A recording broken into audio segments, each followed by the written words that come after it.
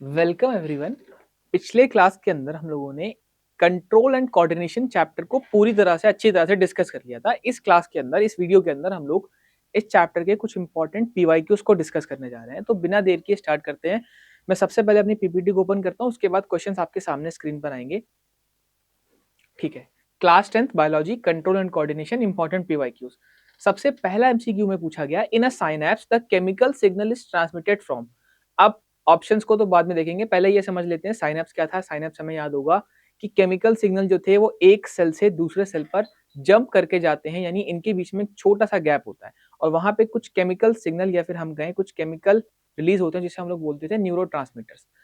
Option A में बोला गया dendritic end of one neuron to axonal end of another neuron. Option B says axon to the cell body of same neuron. अब यहाँ पे confusing जो option है वो option D and option A हमें देख के लग रहा है, क्योंकि ऑप्शन बी बिल्कुल गलत है। Axon to the cell body of same neuron के अंदर ऐसा हो ही नहीं सकता, तो ऑप्शन बी बिल्कुल गलत है। Option C says cell body to the axonal end of same neuron, ये भी ऑप्शन नहीं हो सकता। अब यहाँ पे हमारे पास दो ऑप्शन बचते हैं, option A and option D. Option A बोल रहा है dendritic end of one neuron to axonal end of another neuron, and option D says axonal end of one neuron to dendritic end of another neuron. ये option यहाँ पे बिल्कुल suitable है, क्योंकि axonal and से यानी हम कहें कि मैसेजेस वन वे ट्रैफिक की तरह मूव करते हैं एक सेल से दूसरे सेल में, जहां पर कुछ केमिकल रिलीज होते हैं जिसको हम लोगों ने ट्रांसमीटर कहा था, न्यूरो ट्रांसमीटर। तो ऑप्शन डी ही बिल्कुल सही होगा ऑप्शन इस क्वेश्चन के लिए। Second question says that the main function of cerebellum in the brain is to. हमें याद होना चाहिए, मैं पहले बताता हूँ। सेरिब्रम हमारा थिंकिंग पार्ट था, जहाँ से हम सोचते हैं और अपने सारे के सारे वॉलंटरी एक्शंस को करते हैं। दूसरा था सेरिबेलम। सेरिबेलम हमारी बॉडी में कंट्रोल, कोऑर्डिनेशन और बैलेंस को मेंटेन करता है, तो इस बात का आंसर यहीं से मिल जाएगा। और मेड्यूला जो बचता है, मेड्यूला थर्ड पार्ट जिसे हम कहें, वो हमारी बॉडी के इनवॉलंटरी एक्शंस को कंट्रोल करता था। तो यहाँ पे सेरिबेलम के बारे में पूछा गया है। ऑप्शन ए कह रहा है control thinking and memory, option नहीं होगा। Option B says that maintain posture and balance of the body. वैसे मैंने जो आंसर सही है वो थोड़े से हाईलाइटेड भी हैं, यानी उनका जो फॉन्ट है थोड़ा सा डार्क भी है, तो आसानी से समझ आएगा, लेकिन हम लोग सारे ऑप्शंस को चेक जरूर करेंगे। Option C says that control blood pressure, ये नहीं हो सकता, and option D says that regulate body temperature, ये हाइपोथैलेमस का काम था। तो ऑप्शन बी बिल्कुल सही है, maintain posture and balance of the body, ये सेरिबेलम का ही वर्क था। Question number 3, which part of nervous system control the reflex arc. Reflex arc क्या था? सडन एक्शन, जो सडन एक्शन हमारी बॉडी परफॉर्म करती है किसी भी डेंजर सिचुएशन में खुद को बचाने के लिए। हम कहें ब्रेन, तो ब्रेन तो यहाँ पे नहीं हो सकता, क्योंकि ब्रेन के पास मैसेज बाद में जाता है, क्योंकि तब तक तो देर हो जाएगी। अगर हम किसी गर्म ऑब्जेक्ट को टच करते हैं तो सबसे पहले स्पाइनल कॉर्ड इसको डिटेक्ट करके रिफ्लेक्स एक्शन यानी हमें बचाने के लिए सडन एक्शन परफॉर्म करता है। मसल्स और नर्व दोनों ही इन्वॉल्व होते हैं इसमें डायरेक्टली, लेकिन स्पाइनल कॉर्ड जो इन दोनों को कंट्रोल करता है, इसका करेक्ट आंसर होगा स्पाइनल कॉर्ड, क्योंकि यही रिफ्लेक्स एक्शन का मास्टर होता है। क्वेश्चन नंबर 4 में पूछा गया, which hormone prepares the body for emergency situations like fighting and running. इसके लिए सबसे पहला ऑप्शन हम देखेंगे यहाँ पे थायरॉक्सिन। थायरॉक्सिन थायराइड ग्लैंड से निकलता है, तो इसका यहाँ पर इससे कोई लेना देना नहीं है। हम लोगों ने चैप्टर में डिस्कस किया था इस बात को।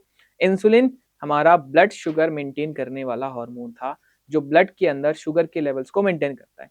Option C says that adrenaline. Adrenaline को ही बोलते हैं फाइट और फ्लाइट हार्मोन, जो हमें इंस्टेंट एनर्जी देता है at the time of need, किसी क्रिटिकल या इमरजेंसी सिचुएशन के अंदर। एंड ग्रोथ हार्मोन का बिल्कुल नहीं हो सकता इसका जवाब। तो इसका करेक्ट आंसर जो है वो एड्रेनलिन ही है। एड्रेनलिन को हम लोग फाइट और फ्लाइट हार्मोन या फिर इमरजेंसी हार्मोन भी बोलते हैं। Question number 5 says that which plant hormone promote cell division. अब यहाँ पे एब्सेसिक एसिड को अगर हम लोग हटा दें, ये इकलौता स्ट्रेस हार्मोन था, बाकी तीन ऑप्शन हमारे सामने हैं, auxin, gibberellin and cytokinin. Auxin cell growth को प्रमोट करता है, जिसमें हम कहें रूट और शूट वाला पार्ट है। जिब्रेलिन क्या था? ये भी सेल डिवीजन और ग्रोथ दोनों करता है। और साइटोकिनिन की स्पेसिफिकली बात करें, साइटो का मतलब होता है सेल एंड किनिन का मतलब होता है ग्रोथ, यानी सेल डिवीजन या फिर डिवाइड करना। तो which plant hormone produce cell division, जो सिर्फ सेल डिवीजन को करता है वो होता है साइटोकिनिन। तो option number C is correct for this question. Question number 6 में पूछा गया, which of the following is a plant hormone that inhibits growth. यानी हमने बात करी थी अभी जस्ट इसके ऊपर वाले क्वेश्चन में, जो स्ट्रेस हार्मोन भी होता है यानी ग्रोथ को रोक, वो होता है एब्सेसिक एसिड। तो इसमें ज्यादा कुछ देखने की नीड ही नहीं है, इसका सीधा सीधा आंसर एब्सेसिक एसिड ही होगा। क्वेश्चन नंबर 7 की तरफ चलते हैं, iodine is necessary for the synthesis of which hormone. Iodine relate करता है थायरॉक्सिन हार्मोन से जो थायराइड ग्लैंड से निकलता है, जिसके लिए हम लोग आयोडीन वाला नमक खाते हैं। जैसे आपने टीवी में ऐड देखा होगा, आयोडीन नमक जो हमारे इस हार्मोन के लिए जरूरी होता है। तो आयोडीन नेसेसरी है फॉर थायरॉक्सिन हार्मोन। एड्रेनलिन का यहाँ पर कोई लेना देना नहीं, ऑक्सिन और इंसुलिन नहीं हो सकता क्योंकि ऑक्सिन एक प्लांट हार्मोन है और इंसुलिन शुगर से रिलेटेड हार्मोन होता है। तो thyroxine is the correct answer. Question number 8, which of the following endocrine gland is unpaired. Unpaired का मतलब होता है जो सिंगल एग्जिस्ट करता है, यानी किसी पेयर में नहीं होता। एड्रिनल यानी हमारे पास 2 किडनी होती हैं, तो ये दोनों किडनीज पर है, तो यहाँ पर ये तो पेयर में हो गया, ठीक है, ये नहीं होगा। टेस्टिकल्स भी 2 होते हैं यानी एक पेयर में, एंड ओवरीज ये भी 2 होते हैं। तो इकलौता जो ग्लैंड हमारे पास बचता है वो होता है पिट्यूटरी ग्लैंड, जो एक होता है यानी सिंगल एग्जिस्ट करता है। तो उसका करेक्ट आंसर पिट्यूटरी ग्लैंड ही होगा। अब चलते हैं कुछ क्वेश्चंस की तरफ। एमसीक्यू हम लोगों ने देख लिए। Trace the sequence of event which occur when a bright light is focused on your eyes. तो हम लोगों ने बात करी थी कोई एक्सटर्नल फैक्टर, जैसे यहाँ पे ब्राइट लाइट वो है क्या है, स्टिमुलस, जो हमारी आंखों में पड़ी। रिसेप्टर, हमारी आंखों में फोटो रिसेप्टर होते हैं जो लाइट को देखकर स्टिमुलेट होते हैं। हमारे फोटो रिसेप्टर्स जो हमारी रेटिना में है लाइट को डिटेक्ट किया। देन सेंसरी न्यूरॉन्स जो मैसेज को अपवर्ड डायरेक्शन में लेकर जाते हैं। Transmit the electrical impulse to the brain and spinal cord, और स्पाइनल कॉर्ड, इसने क्या किया, इस इलेक्ट्रिक इंपल्स को कैरी किया स्पाइनल कॉर्ड और ब्रेन तक। फिर मोटर न्यूरॉन्स जो मैसेज को वापस लेकर आए टू द आई मसल्स, कहाँ, क्योंकि लाइट हमारी आंखों में गई तो आई मसल्स तक ही मैसेज या फिर हम कहें हमारा जो इफेक्ट है वो वापस आएगा। और इफेक्टर, इफेक्टर कौन है, जो इफेक्ट करने वाले हैं सिचुएशन को देखकर, हमारे आंखों के प्यूपिल। प्यूपिल मसल्स कॉन्ट्रैक्ट हुआ और रिस्पॉन्स में क्या हुआ, प्यूपिल नैरोस कॉन्स्ट्रिक्ट, यानी प्यूपिल क्या हुआ, लाइट के एंटर करते टाइम थोड़े से छोटे हो गए, श्रिंक हुए। जैसे जब लाइट कम होती है तो हमारे प्यूपिल्स थोड़े से डायलेट होते हैं, फैल जाते हैं, हमें अच्छे से देखना होता है। तो इस कंडीशन में स्टिमुलस लाइट है, रिसेप्टर फोटो रिसेप्टर है, सेंसरी न्यूरॉन जो इलेक्ट्रिकल इंपल्स को ब्रेन और स्पाइनल कॉर्ड तक लेकर गए, मोटर न्यूरॉन जो मैसेज को आई मसल्स, यानी क्योंकि आई का ही वर्क है, हम लोग आई के बारे में बात कर रहे हैं, तो आई तक लेकर आए। इफेक्टर हमारे प्यूपिल के मसल्स कॉन्ट्रैक्ट हुए एंड रिस्पॉन्स में क्या हुआ, pupil narrows constrict to reduce light entering the eye. अब contact title 2, what is reflex arc and why have reflex arc evolve in animals. देखिए रिफ्लेक्स आर्क की हमने बात करी थी, एक सडन एक्शन या फिर एक अचानक होने वाला एक्शन जो हमें सर्वाइवल में हेल्प करता है। It is the pathway taken by a nerve impulse during a reflex action. सबसे पहले रिसेप्टर, सेंसरी न्यूरॉन्स, फिर स्पाइनल कॉर्ड। हम लोगों ने अभी इसको इसके एक पहले एमसीक्यू में भी देखा था कि ब्रेन को बाद में पता चलता है कि क्या हुआ, इससे पहले स्पाइनल कॉर्ड इंस्टेंट एक्शन कर चुका होता है क्योंकि देर ना हो जाए हमें बचाने में या फिर किसी डेंजर को डिटेक्ट करते हुए खुद को सेव करने में। Then motor neuron and effector. अब एवोल्यूशन इसका क्यों हुआ, reflex arc have evolve because the thinking process of brain is slower, क्योंकि ब्रेन का थिंकिंग प्रोसेस स्लो होता है, जब तक हम लोग सोच कर रिस्पॉन्स करेंगे तब तक देर हो चुकी होगी। इसीलिए animals needed a quick mechanism to respond to sudden danger। अचानक आने वाले खतरे को देखकर, जैसे कोई हीट हो या कोई भी प्रेडेटर हो, जैसे एक हिरन, उसका एग्जांपल लेते हैं, डेयर किसी जंगल में बैठा है, अब उसके पीछे अगर शेर आ गया है तो वो सोचने में टाइम वेस्ट नहीं करेगा, अपने रिफ्लेक्स एक्शंस को का यूज करके, क्योंकि इंस्टेंट है और इनवॉलंटरी है, उसको देखकर वो खुद को बचाने के लिए तुरंत वहां से भाग जाएगा। For survival without waiting for the brain to process the information, बिना ब्रेन का वेट किए कि वो इन्फॉर्मेशन को प्रोसेस करे उस समय पर। क्वेश्चन नंबर 3 में पूछा गया, name the part of brain responsible for the following actions. कौन सा ब्रेन का कौन सा पार्ट रिस्पॉन्सिबल होता है for following actions. Maintaining posture and balance, ये कहीं ना कहीं इंटरकनेक्टेड है उस क्वेश्चन से जो हम लोगों ने पहले देखा था एमसीक्यूज में। इसका सीधा सा जवाब है सेरिबेलम, जो हैंड ब्रेन में होता है। बीटिंग ऑफ द हार्ट, हमारे हार्ट का बीट होना ये एक इनवॉलंटरी एक्शन है जो हमारे कंट्रोल में नहीं है, हम चाह कर भी इसको नहीं रोक सकते, ये मेड्यूला का वर्क होता है। एंड थिंकिंग, थिंकिंग और बाकी सारे के सारे वॉलंटरी एक्शन सेरिब्रम करता है, जो हमारा फोर ब्रेन होता है, हमारे ब्रेन का लार्जेस्ट पार्ट। क्वेश्चन नंबर 4 है हमारा कोऑर्डिनेशन इन प्लांट से, name the plant hormone responsible for the following. Elongation of cell, हम लोगों ने अभी देखो चैप्टर में भी डिस्कस किया, इसमें भी फिर से आ गया क्वेश्चन, कहीं ना कहीं पहले भी आ गया कि कौन सा हार्मोन सेल्स को इलोंगेट करता है, स्ट्रेच करता है, तो उसका सीधा सा आंसर है auxin. Growth of stem, stems को इलोंगेट करना और उनको एक एरिया, उनके सरफेस एरिया को बढ़ाना और स्ट्रेच करना, वो भी उसमें जुड़ा हुआ है, gibberellin. And cell division, specifically cell division को करने का काम साइटोकिनिन का होता है। एंड वेल्टिंग ऑफ लीव्स, यानी जब हम देखते हैं पत्तियां झड़ने लगती हैं, उनकी एजिंग, एजिंग ऑफ लीव्स बोलते हैं, ये स्ट्रेस हार्मोन की वजह से होता है जो रिलेट करता है इस एब्सिसिक एसिड से। हमें याद रखना है कि ये 3 हार्मोन्स ग्रोथ को प्रमोट करते हैं और स्पेसिफिकली एब्सिसिक एसिड ये इकलौता हार्मोन है जो कि मैंने ज़्यादा गंदा कर दिया, एब्सिसिक एसिड जो स्ट्रेस हार्मोन होता है।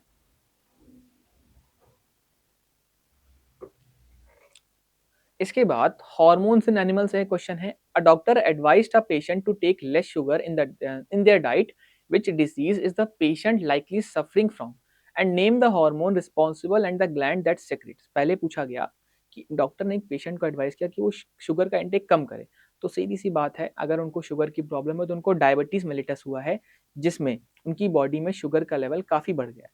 दूसरा क्वेश्चन इसी का एक पार्ट है, name the hormone responsible and the gland that secrets. Hormone, insulin वो हार्मोन है जो ब्लड के अंदर शुगर लेवल को रेगुलेट करता है, और पेनक्रियाज वो ग्लैंड है, पेनक्रियाज इकलौता ऐसा ग्लैंड है जो एंडोक्राइन भी है और एक्सोक्राइन भी है। यानी हम कहें एंडोक्राइन का मतलब है जो हार्मोन्स को सेक्रेट करेगा, और एक्सोक्राइन जो एंजाइम्स को सेक्रेट करता है जो फूड के डाइजेशन में हेल्प करता है। तो जब पेनक्रियाज एक एंडोक्राइन ग्लैंड होता है तो वो इंसुलिन को सेक्रेट करेगा, एक ऐसा हार्मोन जो ब्लड में शुगर के लेवल को रेगुलेट करता है। अब इसका फंक्शन क्या था कि insulin help in lowering blood sugar levels.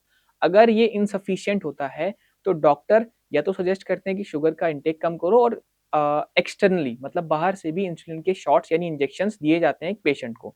It is secreted in insufficient amount, sugar level rise, sugar का लेवल बॉडी के अंदर बढ़ जाता है। And why is the use of iodized salt advisable, iodized salt का यूज ही advice क्यों किया जाता है?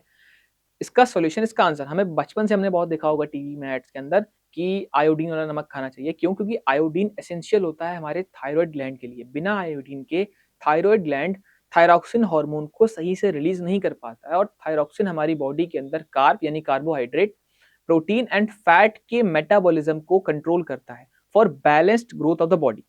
अगर इसकी कमी होती है तो हमें गॉइटर एक ऐसी बीमारी होती है, नेक के आसपास स्वेलिंग आ जाती है, यानी इसको बोलते हैं सॉलन नेक, सूजन आ जाती है गले के आसपास, और ये बीमारी इनक्योरेबल होती है। गॉइटर डिफिशियंसी ऑफ आयोडीन से क्या होती है? गॉइटर। क्वेश्चन नंबर 7 से इज देयर, ये भी प्लांट कोऑर्डिनेशन से है, ट्रॉपिक एंड नास्टिक मूवमेंट याद होगा। Plant growth regulator do not always promote growth, justify this statement with an example. अब हमें याद होगा ये क्वेश्चन शायद तीसरी बार फिर से कहीं ना कहीं से घूम फिर के वैसे ही आ गया।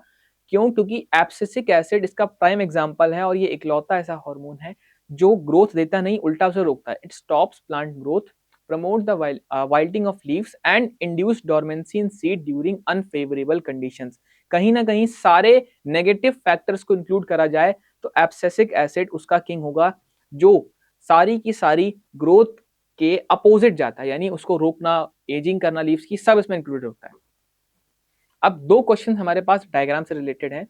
Question number first says that observe the diagram of neuron given below, identify the parts labeled A, B and C and write one function of each। आपको यहाँ पे न्यूरॉन का डायग्राम दिख रहा होगा, नर्व सेल है, इसमें जो A पार्ट है, A part A, B and C। A हमें इजीली दिख रहा है, ये डेंड्राइट हैं जो ट्री के ब्रांचेस जैसे होते हैं, ये इन्फॉर्मेशन को एक्वायर करते हैं। Acquire the information signal receive करता है, जिसको मैंने हिंदी में मेंशन किया। And option B, axon transmit the electrical impulse toward the nerve ending, यहां से मैसेज होते हुए नीचे की तरफ ट्रेवल करता है, ये होती है एक्सॉन एंडिंग। एक्सॉन, इसके ऊपर एक माइलिन शीट भी होती है जो हमें याद होगा, एक कवरिंग की तरह काम करती है। एंड ऑप्शन नंबर सी या फिर सी पार्ट जो पूछा गया वो क्या है? Nerve ending. ये वो पार्ट है जहां से कुछ केमिकल्स रिलीज होते हैं। कौन से chemicals? Neurotransmitter for the synapse, जहां से मैसेज अगले सेल तक ट्रेवल करेगा। And last question, study the diagram of the human brain and identify the parts A, B and C. ये भी वैसा ही है, लेबलिंग के रिलेटेड है, ये 2018-2019 में पूछा गया था। सीट यहाँ पे शायद साइट होना चाहिए, सीट मेंशन हो गया। Site of thinking and memory, option A. बहुत आंसर इसका सरल है, इसका आंसर है सेरिब्रम, जो फोर ब्रेन में होता है। थिंकिंग और मेमोरी का सारा पार्ट यही हैंडल करता है। दूसरा पॉइंट है मेंटेन पोस्चर एंड बैलेंस, ये होता है हमारे सेरिबेलम का पार्ट जो हैंड ब्रेन में होता है। पोस्चर, बैलेंस और कोऑर्डिनेशन, जैसे हम लोग साइकिल चलाते हैं, खड़े रहते हैं सीधे, ये सब इसका काम होता है। एंड ऑप्शन नंबर सी या क्वेश्चन नंबर थर्ड हम कहें इसका, control involuntary actions like vomiting and blood pressure. सारे इनवॉलंटरी एक्शंस जो हमारे कंट्रोल में नहीं है वो मेड्यूला ही कंट्रोल करता है। हाइंड ब्रेन में होता है इनवॉलंटरी एक्शन, जैसे हमारे हार्ट की हार्ट बीट, हमारे लंग्स की वर्किंग, हमारा ब्लड प्रेशर, वॉमिटिंग, सब के सब इसमें ही इंक्लूडेड होते हैं। Cerebrum the most important part जो थिंकिंग मेमोरी करता है, सेरिबेलम जो हाइंड ब्रेन में होता है पोस्चर बैलेंस और कोऑर्डिनेशन को मेंटेन करना, एंड मेडुला जो इनवॉलंटरी एक्शंस को कंट्रोल करता है। इस पूरे के पूरे वीडियो के अंदर हम लोगों ने इतने क्वेश्चंस को डिस्कस किया। कुछ 7 से 8 एमसीक्यूज थे, कुछ 5 से 6 क्वेश्चंस थे और 2 डायग्राम बेस्ड क्वेश्चंस थे, जो एक 2018-19 में और एक जो हमारे पास 2022 और 2019 के अंदर पूछा गया था। ठीक है, इतना ही आज के लिए इस वीडियो के अंदर। मिलते हैं नेक्स्ट वीडियो के अंदर।